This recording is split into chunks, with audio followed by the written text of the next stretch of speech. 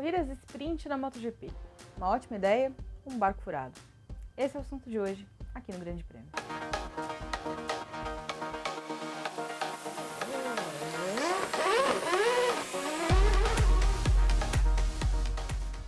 O assunto do Mundial de Moto Velocidade no fim de semana, no Grande Prêmio da Áustria, foi a adoção, a partir de 2023, de corridas sprint em todas as etapas de 2023. O assunto dividiu todo mundo. Dividiu pilotos, dividiu jornalistas, dividiu fãs. Então eu já começo te perguntando, você gostou ou não dessa nova ideia de ter essas corridas mais curtas, no sábado, a partir do próximo ano? Lá no Mundial, o assunto não foi tão bem recebido, mas também pela maneira como as coisas aconteceram. É que os pilotos, que são os protagonistas do espetáculo, eles foram meio que pegos de surpresa. E aí, quando isso acontece, a forma como eles reagem acabam também afetando a forma como as pessoas vão receber essa informação. Na sexta-feira, vazou para a imprensa que a MotoGP estava pensando em adotar esse formato, que muita gente divulgou como sendo adotar o caminho da Fórmula 1. Pessoalmente, eu não acho que seja adotar o caminho da Fórmula 1, tá? Porque a Fórmula 1 tem esse formato, por exemplo, nesse ano, de corridas sprint em 3 etapas. Tem uma diferença muito grande entre você fazer corridas sprint em 3 etapas e você fazer corridas sprint em todas as corridas. Eu encaro mais como adotar o caminho do Mundial do Superbike. Até porque eu acho que é importante a gente considerar o que está acontecendo agora no Mundial do Superbike. Todas as últimas corridas do Mundial do Superbike têm sido muito elogiadas pelas pessoas, também nas redes sociais, pelo nível de competitividade, porque as corridas têm sido muito disputadas, porque as corridas têm tido muitas batalhas entre os pilotos. E aí quando você vê a animação das pessoas em relação ao que está acontecendo no Mundial do Superbike, você fala, olha lá, pode ser por isso. Mas essa mudança vem também na esteira de uma pesquisa global que a MotoGP conduziu. E nessa pesquisa tinha lá uma pergunta sobre corridas sprint. Então a MotoGP já tinha direcionado essa questão sobre, você gostaria que tivesse uma corrida sprint? Ela não divulgou o resultado, tá? Ela não falou se os fãs foram a favor ou não da adoção dessa corrida sprint. Mas já tinha lá essa pergunta. Eu me lembro que quando essa pergunta estava no ar, tinham perguntado lá para o Quartararo, por exemplo, se ele era favorável. E ele já tinha dito que não, porque ele achava que, não. Mas naquela ocasião, a pergunta para o Quartararo, ele levou em consideração o que acontecia na Fórmula 1. Porque na Fórmula 1, a corrida sprint é usada para definir o grid de largada da corrida de verdade, né? E aí ele falou que não, porque ele achava que a classificação deveria continuar sendo a classificação e tal. Então naquela ocasião ele tinha dito que não, por causa disso. Dessa vez, quando perguntaram para os pilotos, eles ficaram incomodados porque eles não estavam sabendo.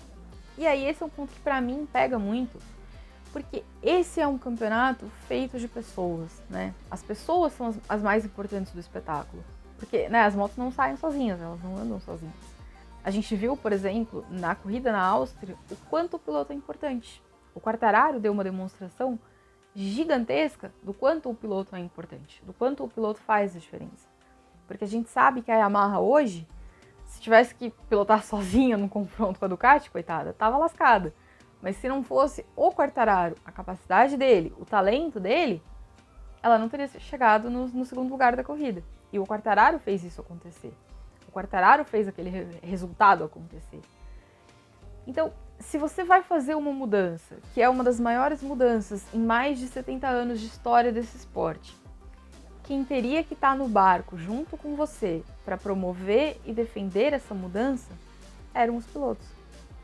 E aí na hora que vazou para a imprensa, na hora que os pilotos tinham que falar sobre essa mudança, né? Porque na hora que eles iam ser questionados sobre essa mudança, alguns deles, se não todos eles, não estavam sabendo. E aí quando foi a coletiva, né, onde os executivos tinham que anunciar essa mudança, a razão que eles deram para os pilotos não estarem sabendo foi terrível. Porque o Carmelo Espeleta disse, que é o chefão da MotoGP, ele disse que a nossa obrigação é falar com as equipes. Ruim. O Hervé Poncharal, que é o representante das equipes, disse que algumas equipes não conversaram com seus pilotos porque elas estão trocando de equipe no ano que vem.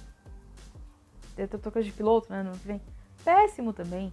Porque, ok, eles estão trocando de piloto no ano que vem, tá, mas a mudança foi anunciada agora, e até o final do ano eles são pilotos deles. E faz parte dessa obrigação deles também promover o campeonato. Até o final do ano são eles que vão falar a respeito disso.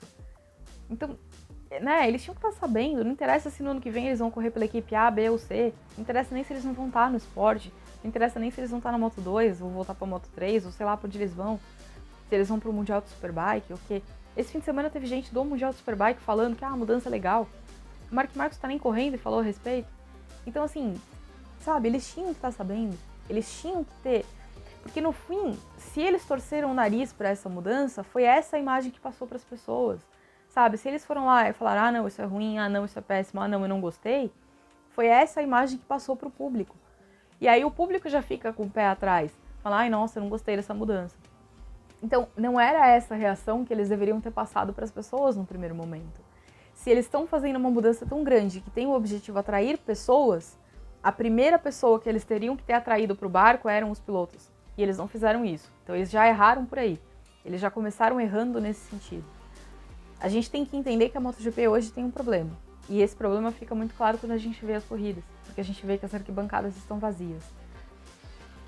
Se a corrida sprint vai resolver esse problema, é difícil dizer. Pessoalmente, eu acho que não. Porque a razão das arquibancadas estarem vazias é o que a gente precisa entender qual é. Né? A gente sabe que a gente está falando de um campeonato, que é o campeonato que veio imediatamente após a aposentadoria do Valentino Rossi. Quanto de impacto tem a saída do Valentino Rossi? Esse é o impacto direto, as arquibancadas vazias? Talvez seja. E isso era uma coisa que a MotoGP tinha que estar preparada para encarar, porque todo mundo sabia que uma hora ele ia parar, né? E eu acho que isso foi ficando claro ao longo dos anos, que esse momento estava chegando. Então, tinha que ter pensado num caminho para o que vai vir depois. Talvez a MotoGP não tenha dado sorte de o Valentino ter parado no momento em que o Marc Marques está machucado. Porque o Marc Marques é um cara carismático, é um cara divertido e é um cara hiper talentoso. E aí calhou das coisas terem acontecido ao mesmo tempo. Hoje o Marques está lá no departamento médico recuperando de uma lesão que parece ser eterna, que não acaba nunca, coitado. Mas teve esse azar, aconteceu das coisas terem sido juntas e aí virou um problema maior. Tem esse problema. Tem um problema também que está ali na competitividade. As motos nunca estiveram tão próximas. Hoje, basicamente, a gente vai para as corridas sabendo que tem vários pilotos que podem vencer. Só que a gente também vê que as corridas têm um problema de ultrapassagem, né? A gente sabe disso. Por quê? Porque quanto mais a aerodinâmica entrou em cena na MotoGP, mais difícil ficou de ultrapassar. E isso é um problema. Só que para mudar isso, é preciso um acordo unânime entre as fábricas. Isso é muito difícil de conseguir. Pensa você, se você fosse a Ducati, por exemplo, que é quem mais investe em aerodinâmica, que é quem é tradicionalmente a pioneira nesse assunto. A Ducati está há muitos anos lutando para ter a melhor moto do pedaço. E hoje ela tem. Só que nem assim ela conseguiu recuperar o título que ela não conquista desde 2007. Só que ela tá lá batalhando para isso, ela tá lá botando dinheiro, botando dinheiro, botando dinheiro. Você acha que hoje ela vai simplesmente aceitar e falar assim, ah não, beleza, vamos mudar esse regulamento aí, né? Quem sabe eu perco tudo que eu fiz até agora e volto a ter uma moto que talvez não funcione? Você faria isso? Eu, no lugar da Ducati, provavelmente não. Por que ela faria? Então, talvez esse acordo unânime não chegue. Então, talvez a MotoGP tenha que olhar para outra coisa.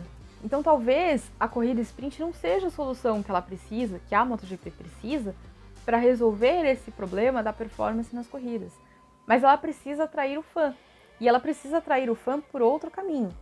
Ela tentou o documentário, né? O documentário da MotoGP é muito legal. Para quem gosta da MotoGP, é maravilhoso. Só que talvez ele tenha mirado no alvo errado. Porque ele mirou no alvo o cara que gosta da MotoGP. E o objetivo era mirar em alguém que não gosta. Era mirar em alguém que não conhece. Porque era essa pessoa que era importante atingir. Que foi o grande trunfo de Drive to Survive. O cara que gosta da Fórmula 1 não gosta de Drive to Survive. Mas ele atraiu gente para a Fórmula 1. E isso era bem importante. Atrair pessoas para o esporte. E esse é o caminho que a MotoGP tem que buscar. Ela tem que conseguir um jeito de trazer pessoas para o esporte. E eu não acho que a Sprint Race vai fazer isso se o defeito que as pessoas veem na MotoGP é a falta de ultrapassagem. Se o defeito que as pessoas veem na MotoGP é a falta do Valentino Rossi. Ter uma corrida a mais não vai mudar isso, vai?